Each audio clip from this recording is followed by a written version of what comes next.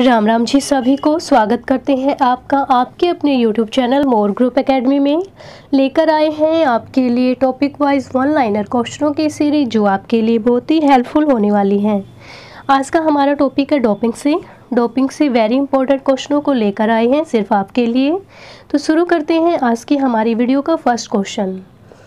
एक खिलाड़ी द्वारा अपने प्रदर्शन में सुधार लाने के लिए गलत तरीके से बाहरी पदार्थों का सेवन करना क्या कहलाता है? तो ये कहलाता है डोपिंग। भार कम करने वाले ड्रग्स किसे कहते हैं? तो ये डायटिक्स कहते हैं इसको। भार कम करने वाले ड्रग्स को डायटिक्स कहते हैं। आईओसी ने डोपिंग को कितनी श्रेणी में बांटा है? तो 3 श्रेणियों में बांटा है। प्रतिबंधित विधियों के अंदर कौन कौन सी विधियां आती हैं? तो ये आती हैं रक्त डोपिंग, कृत्रिम ऑक्सीजन का संचालन, औषधीय रासायनिक और शारीरिक मैनिपुलेशन। ये सभी प्रतिबंधित विधियों के अंतर्गत आती हैं। डोपिंग के प्रथम वर्ग मादक पदार्थ सेवन वर्ग में कौन कौन से ड्रग्स आते हैं? तो प्रथम वर्ग में आते हैं उत्तेजक दवाएं व दर्दनाशक दवाएं, anabolic steroid beta blockers, diuretics व पेप्टाइड हार्मोन्स और एनोजिप्स सभी प्रथम वर्ग में आते हैं। मैराडोना, बेन जॉनसन आदि कई नामी ग्रामी खिलाड़ियों पर डोपिंग के कारण प्रतिबंध लगाया गया। वह कौन सा ड्रग्स था? तो ये था नंड्रोलोन। इसका नाम था नंड्रोलोन। आगे करते हैं डोपिंग के अंतर्गत मूत्र के नमूने में कैफीन की मात्रा कितने यूजीएमआई से अधिक होती है? तो यह होती है 12 यूजीएमआई। आगे करते हैं डोपिंग में एएएस से क्या तात्पर्य है? तो इसका मतलब है एनाबॉलिक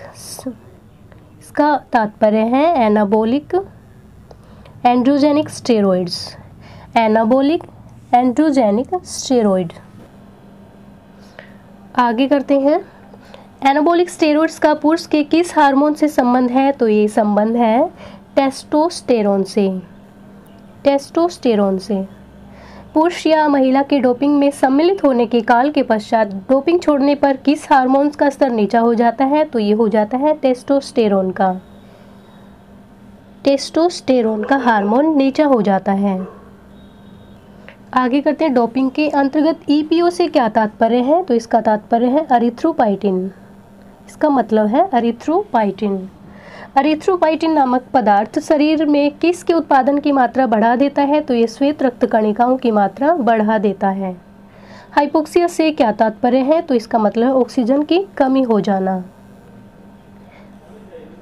अर्थ है हाइपोग्लाइकेमिया से क्या तात्पर्य है? तो रक्त में शुगर की मात्रा कम हो जाना हाइपोग्लाइकेमिया कहलाता है। आगे करते हैं कैथेटराइजेशन नामक शब्द डोपिंग के अंतर्गत प्रतिबंधित विधियों से संबंधित है। इसका क्या तात्पर्य है? तो इसका तात्पर्य है एक विशेष नली द्वारा पेशाब के ब्लेडर से पेशाब को बाहर निकालना कैथेटराइजेशन कहलाता है। डोपिंग के परीक्षण के दौरान खिलाड़ी के मूत्र का परीक्षण करते समय कौन सी तकनीक का प्रयोग किया जाता है? गैस क्रोमेटोग्राफी और मास स्पेक्ट्रोमेट्री तकनीक का प्रयोग किया जाता है। आगे करते हैं बीटा ब्लॉकर्स को डोपिंग के रूप में क्यों प्रतिबंधित किया गया? तो इसलिए किया गया था क्योंकि इसके सेवन से हाथ तथा शरीर की कंपन कम हो जाती है, क्योंकि इसकी वजह से रक्तदाब कम हो जाता है। इसी कारण से खासतौर पर निशाने से संबंधित खेलों पर इसका विशेष रूप से प्रतिबंध लगाया गया है। प्रतियोगिता से पहले भार से संबंधित खेलों जैसे कि बॉक्सिंग, कुश्ती, जूडो आदि में खिलाड़ी अपने भार को कम करने के लिए किस दवाई का प्रयोग करता है जो डोपिंग के अंतर्गत आती है? तो ये डायटिक्स है। जो खिलाड़ी जैसे कि कुश्ती, जूडो और बॉक्सिंग में अपने भार को कम करने के लिए डायटिक्स दवाई का प्रयोग करता है। प्लाज्मा एक्सपेंडर्स जो कि डोपिंग के अंतर्गत प्रतिबंधित है, वह क्या कार्य करता है? तो ये रक्त के अंदर प्लाज्मा के वॉल्यूम को बढ़ा देता है। डोपिंग के अंतर्गत आने वाली श्रेणियों में कौन सा डोपिंग है जिससे यह पता लगाना मुश्किल है कि खिलाड़ी डोपिंग में सम्मिलित है या नहीं? तो यह है ब्लड डोपिंग। आगे करते हैं, ब्लड डोपिंग करने से खिलाड़ी को अपने प्रदर्शन में सुधार करने के लिए किस चीज़ का फायदा होता है? तो ये होता है हीमोग्लोबिन का। एथलेटिक्स में कौन सी खिलाड़ियों का डोप टेस्ट किया जाता है? तो सभी खिलाड़ियों का डोप टेस्ट किया जाता है एथलेटिक्स में। टीम खेलों में एक टीम के किन खिलाड़ियों का डोप टेस्ट किया जाता है? तो टीम खेल में सभी खिलाड़ियों का डोप टेस्ट किया जाता है। नीडिंग मसाज के प्रकारों के नाम बताइए। तो इनका नाम है स्क्वीजिंग स्टेशनरी। आगे करते हैं, पैराफिन का शरीर पर प्रयोग करते समय कितना तापक्रम रखा जाता है? तो ये किया जाता है 40 से 48 डिग्री सेल्सियस। आगे चलते हैं, अवधि के आधार पर चोटों को किस प्रकार से बांटा गया है? तो बांटा गया है एक्यूट, पोस्ट एक्यूट और क्रॉनिक के आधार पर बांटा गया है। प्रकृति के आधार पर चोटों को कितने नामों से जाना जाता है? तो इसको जाना जाता है एक्सोजेनस और एंडोजेनस के नाम से। एक्सोजेनस और एंडोजेनस के नाम से जाना जाता है प्रकृति के आधार पर चोटों को।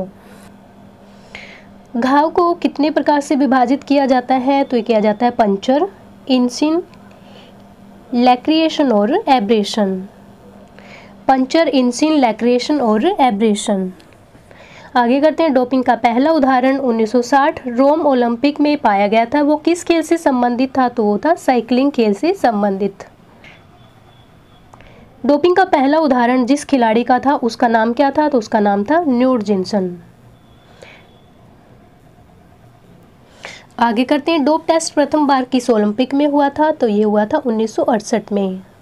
पहला डोप टेस्ट 1968 में हुआ था। वाडा की फुल फॉर्म क्या है? तो वाडा की फुल फॉर्म है World Anti Doping Agency. World Anti Doping agency.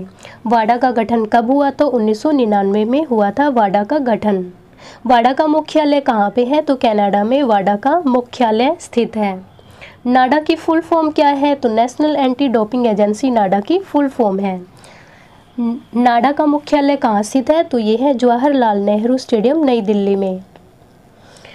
आगे करते हैं, नाडा का गठन कब हुआ? तो 2008 में नाडा का गठन किया गया था। वाडा का गठन आईओसी की किस संस्था ने किया था? तो ये किया था International Olympic Committee Medical Commission ने। International Olympic Committee Medical Commission ने वाडा का गठन किया गया था। International Olympic Committee Medical Commission की स्थापना कब हुई? तो ये थी 1967 में। आईओसी के डोपिंग के अंतर्गत विधियों एवं पदार्थों को कितनी श्रेणियों में विभाजित किया गया है? तो ये 3 श्रेणियों में विभाजित किया गया है। नई दिल्ली जवाहरलाल नेहरू स्टेडियम में डोप टेस्ट सेंटर कब स्थापित किया गया था? ये किया गया था 1990 में। नई दिल्ली जवाहरलाल नेहरू स्टेडियम में डोप टेस्ट 1990 में स्थापित किया गया था। आगे करते हैं, डोप टेस्ट में किसका सैंपल लिया जाता है? तो डोप टेस्ट में मूत्र का सैंपल लिया जाता है। एएएस की फुल फॉर्म क्या है? तो एएएस की फुल फॉर्म है एंड्रोजेनिक एनाबॉलिक स्टेरॉइड्स। आगे करते हैं, वाडा के अध्यक्ष कौन है? तो वाडा के अध्यक्ष हैं जॉन फेहे एसी। जॉन फेहे एसी वाडा के अध्यक्ष हैं। नाडा का डायरेक्टर जनरल कौन है? तो ये है राहुल भटनागर। वैज्ञानिक रूप से उन साधनों को क्या कहते हैं जिसके प्रयोग से खिलाड़ी अपने प्रदर्शन में सुधार लाता है? तो ये है एर्गोजेनिक एड्स। आगे करते हैं, एम्फेटामाइन क्या है? तो ये है एक उत्तेजक पदार्थ। उत्तेजक के अंतर्गत आता है तो ये आता है एम्फेटामाइन व कैफीन और कोकीन। एम्फेटामाइन, कैफीन और कोकीन सभी उत्तेजक पदार्थों के अंतर्गत आते हैं। कैफीन की कितनी मात्रा डोपिंग के अंतर्गत आती है? तो ये आती है 12 म्यूग्राम 1 मिलीमीटर में ज़्यादा। किसी एर्गोजेनिक दवाई नहीं माना जाता, तो नारकोटिक्स को एर्गोजेनिक दवाई नहीं माना जाता। आगे करते हैं, हीरोइन किसके अंतर्गत आती है? तो ये आती है नारकोटिक्स के अंतर्गत। नारकोटिक्स के अंतर्गत कौन से रसायन आते हैं? तो इनका नाम है हेरोइन, मैरोफिन, एल्फाप्रोडाइन तथा एनिलेरिडाइन।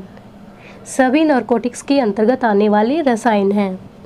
कौन सा डोपिंग के अंतर्गत आने वाला पदार्थ एक भारोत्तोलक खिलाड़ी की मांसपेशियों को रैप्चर कर देता है, जिसको कि कैरियर डोपिंग इंजरी कहा जाता है? तो इसका नाम है नारकोटिक्स। एंड्रोजेनिक एनाबॉलिक स्टेरॉइड्स की तुलना पुरुष के किस हार्मोन से की जाती है? तो ये की जाती है एल्डोस्टेरोन हार्मोन से की जाती है। एंड्रोजेनिक का क्या अर्थ है? तो इसका मतलब है पोरुष तत्व। एनाबॉलिक का क्या अर्थ है? Tissue building. Nandrolone, stanozolol, testosterone आदि रसायन किसके अंतर्गत आते हैं? तो ये आते हैं एनाबॉलिक स्टेरॉइड्स के अंतर्गत। एक सामान्य पुरुष में नंट्रोलोन की मात्रा मूत्र में कितनी होती है? तो ये होती है लगभग 0.6 mg/ml ऑफ यूरिन। डोपिंग में टेस्टोस्टेरोन के अंतर्गत प्रतिबंध कब लगाया जाता है? जब टेस्टोस्टेरोन और एपीटेस्टोस्टेरोन का अनुपात 10:1 से अधिक हो। 10:1 से अधिक हो। आगे चलते हैं। mg/ml ऑफ यूरिन में mg से क्या तात्पर्य है? तो इसका मतलब है nanogram.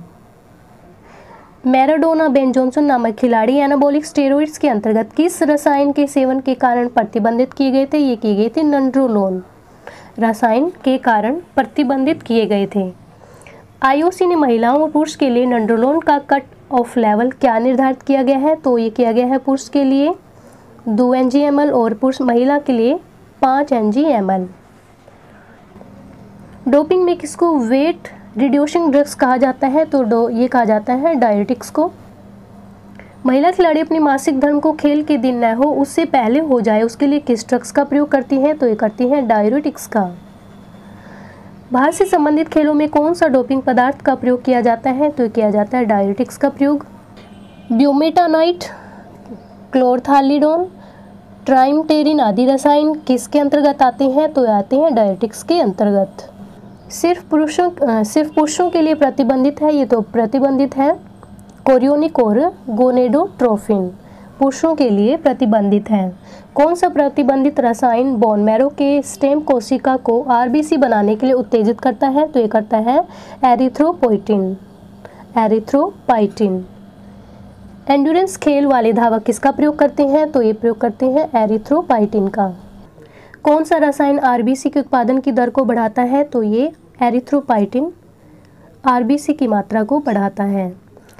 Tour de France cycling race 2009 में प्रथम स्थान प्राप्त करने वाला धावक का पद किस प्रतिबंधित दवाई के सेवन की वजह से वापस ले लिया गया था? तो ये लिया था एरिथ्रोपाइटिन की वजह से।